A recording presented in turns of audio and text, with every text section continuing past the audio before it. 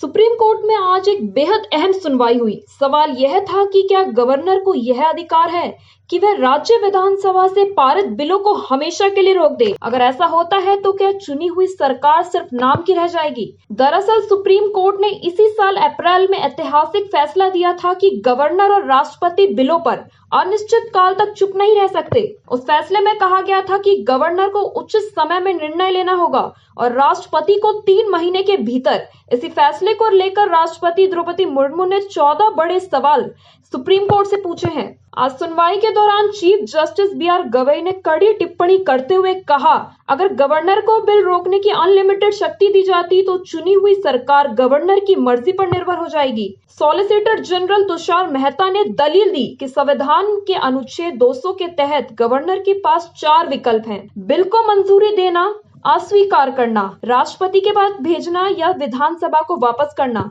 लेकिन उनका कहना था कि अगर गवर्नर अस्वीकार कर देते हैं तो बिल वहीं खत्म हो जाता है। इस पर कोर्ट ने सवाल उठाया है, क्या गवर्नर बिना कारण बताए बिल रोक सकते हैं।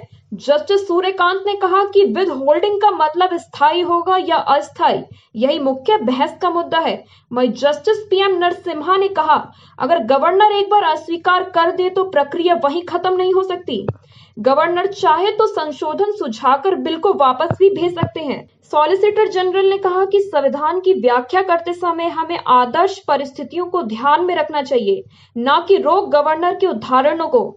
लेकिन कोर्ट ने साफ कहा कि संविधान की व्याख्या स्थिर नहीं हो सकती। यह देखना होगा कि मौजूदा सिस्टम कैसे काम कर रहा है। अब बड़ा सवाल यही है कि गवर्नर की वीटो पावर कितनी दूर तक जा सकती है। क्या चुनी हुई सरकार के अधिकारों को सीमित किया जा सकता है। इन अहम सवालों पर सुप्रीम कोर्ट में सुनवाई कल भी जारी रहेगी। ऐसे ही खबरों को जानने के लिए बने रहिए क्राइम ऑफ नेशन के साथ।